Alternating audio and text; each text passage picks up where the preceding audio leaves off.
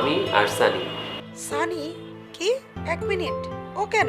কারণ সানি আমার ছেলে, ও আমাদের সাথেই থাকবে, আর ও আমাদের সন্তান হবে, তাই না? শোনো, আমি তোমাকে ভালোবাসি, তাই বলে এখন আমি তোমার সন্তানের মা হয়ে যেতে পারবো না।